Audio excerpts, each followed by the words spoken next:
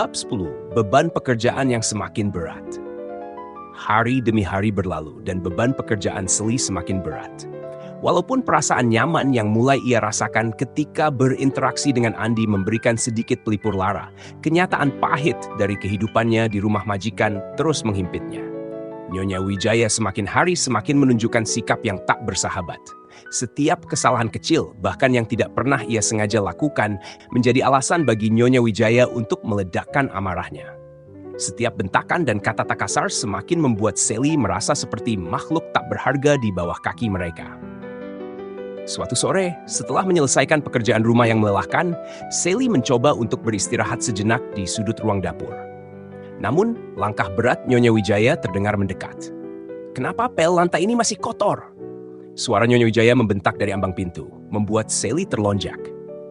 Sally menurunkan kepalanya, menahan nafas, dan menjawab dengan suara gemetar. "Maaf, Nyonya. Saya sudah bersihkan dengan hati-hati. Mungkin ada yang terlewat." "Terlewat? Kalau begitu, kamu tidak becus kerja." Bentak Nyonya Wijaya membuat Sally merasakan sakit yang seperti merobek hatinya. "Kamu pikir kamu bisa bekerja di sini? Kamu hanya pembantu murahan yang tak tahu apa-apa. Tidakkah kamu malu?" Sally tidak bisa menjawab. Kata-kata itu menusuk tajam ke dalam hatinya. Mencabik-cabik semua usaha keras yang ia lakukan. Ia hanya bisa menunduk, menahan air mata yang hampir jatuh. Namun, seperti biasa, di tengah kesepian dan ketidakadilan yang selalu menghampirinya, satu-satunya hal yang mampu mengusir sedikit dari rasa sakit itu adalah Andy. Kehadirannya yang penuh perhatian, meskipun sangat jarang, selalu memberi Sally semangat untuk terus bertahan. Saat Sally keluar dari dapur, berusaha untuk menenangkan dirinya setelah kejadian tadi, ia melihat Andy sedang duduk di ruang tamu dengan tatapan kosong. Tampaknya sedang memikirkan sesuatu. Ia berhenti sejenak, merasakan ketegangan dalam dirinya. Andy melihatnya dan tersenyum, meski senyum itu tidak sepenuhnya menghilangkan kecemasan yang tergambar di wajahnya. "Mbak Sally," sapa Andy dengan suara yang lembut. "Apakah kamu baik-baik saja? Sepertinya kamu terlihat lelah sekali." Sally, yang merasa hatinya mulai menghangat saat mendengar kata-kata Andy, hanya tersenyum lemah. "Saya baik-baik saja, Andy," jawabnya, meski ada rasa sakit yang mengendap di dadanya. Hanya sedikit lelah. Andy memandangnya dengan tatapan penuh perhatian, namun tidak berkata apa-apa. Ia tahu bahwa ada sesuatu yang lebih dalam dari kata-kata itu. Ia mengangguk pelan, lalu berdiri. "Jika kamu butuh bantuan atau hanya ingin berbicara, aku di sini, Mbak Sally." Sally merasa hati kecilnya bergetar.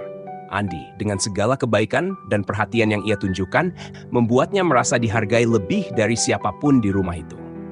Namun, Sally tahu betul bahwa ada jurang yang begitu dalam antara mereka. Perasaan yang tumbuh di hatinya untuk Andy adalah sesuatu yang tidak bisa ia ungkapkan. Bagaimana bisa seorang gadis desa sepertinya berharap untuk mendapatkan perhatian lebih dari seseorang yang terlahir dalam gak kaya dan terhormat seperti Andy? Di sisi lain, Andy, yang selalu berusaha menunjukkan perhatian pada Sally, mulai merasakan sesuatu yang lebih dari sekadar rasa hormat atau kebaikan. Setiap kali ia berbicara dengan Sally, setiap kali ia melihat betapa kerasnya Sally berjuang untuk bertahan hidup, hatinya berdebar. Ada sesuatu yang tumbuh dalam dirinya, sesuatu yang lebih dari sekadar simpati. Ia ingin lebih dekat, ingin melindungi Sally dari segala kesulitan yang ia hadapi. Namun, Andy tahu betul bahwa jurang status sosial yang besar di antara mereka menjadi penghalang besar. Apa yang bisa ia lakukan untuk membantu Sally tanpa membuat keadaan menjadi lebih rumit? Apa yang bisa ia lakukan untuk mengatasi perasaan yang semakin dalam ini? Suatu malam, setelah makan malam yang penuh ketegangan, Andy menemui Sally di dapur saat ia sedang mencuci piring. "Mbak Sally," Andy memulai dengan suara rendah, hampir seperti sebuah bisikan. "Aku tahu kamu pasti merasa tertekan. Aku lihat betapa keras kamu bekerja dan betapa banyak beban yang kamu tanggung." Sally menundukkan kepala, terus menggosok piring di tangannya. "Tidak apa-apa, Andy. Saya sudah terbiasa," jawabnya pelan. "Tapi kamu tidak harus terbiasa dengan ini," kata Andy. Nada suaranya penuh keseriusan. "Kamu berhak untuk mendapatkan lebih dari ini, Sally. Kamu berhak untuk hidup dengan lebih baik." Sally berhenti sejenak, menatap Andy yang tampaknya serius. Kata-kata itu membuat hatinya berdebar. Namun ia mencoba untuk menahan diri. "Saya tahu apa yang saya inginkan, Andy," jawabnya, berusaha tegar. "Tapi saya hanya bisa berusaha semampu saya." Andy mendekat, berdiri di sampingnya, meskipun jarak di antara mereka terasa jauh. Aku ingin kamu tahu bahwa kamu tidak sendirian, Sally, kata Andi dengan suara yang lebih lembut. Jika kamu butuh bantuan, aku di sini. Kamu tidak perlu menanggung semuanya sendiri. Sally merasa terharu, matanya mulai berkaca-kaca. Andi, terima kasih. Tapi aku takut kalau aku berharap lebih dari ini, semuanya akan berakhir buruk. Andi menatapnya dalam-dalam, seakan berusaha menyampaikan sesuatu yang lebih. Aku tahu, Sally. Aku tahu. Tapi kamu layak untuk lebih dari ini. Aku ingin kamu tahu itu. Sally menundukkan kepalanya, menyembunyikan air matanya yang hampir jatuh. Ia merasa perasaan itu semakin kuat, tetapi ia tahu betul bahwa kenyataan akan selalu menjadi penghalang terbesar bagi mereka.